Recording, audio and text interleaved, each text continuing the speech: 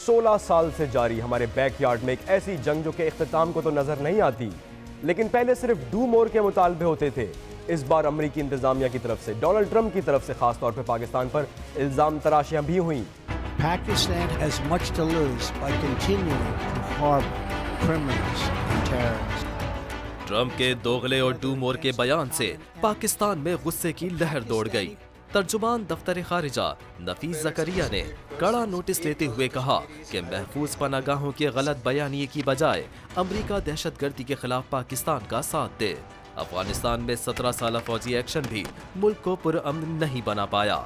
अफगानिस्तान के मसले का हल फौजी नहीं बल्कि सियासी है। चीन ने भी हक के दोस्ती निभाते हुए पाकिस्तान की दहशतगर्दी के खिलाफ लड़ी जाने वाली जंग में कुर्बानियों की तारीफ की। ट्रंप की तरफ से जो एक पहले ये कहना कि जी वक्त का पैसे का ज़िया है और सारे इल्जाम हमारी ये स्केपगोट वाली पॉलिसी है। जब फॉरेन मिनिस्टर हुआ भी है, उसने कर क्या लिया?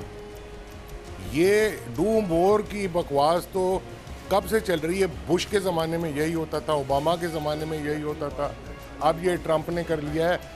ये हार गए हैं जंग अफगानिस्तान में और अपनी नाकामी का मलबा हमारे ऊपर फेंक रहे हैं। और डू मोर हकानी नेटवर्क तो अफगान है और वो अफगानिस्तान पहुंच चुका है, पाकिस्तान में हार्डली वो है।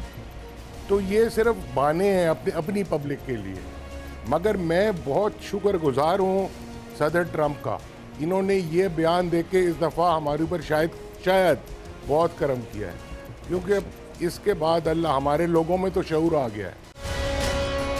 3 बजे ब्रेकिंग टुडे सिर्फ बोल न्यूज़ पर।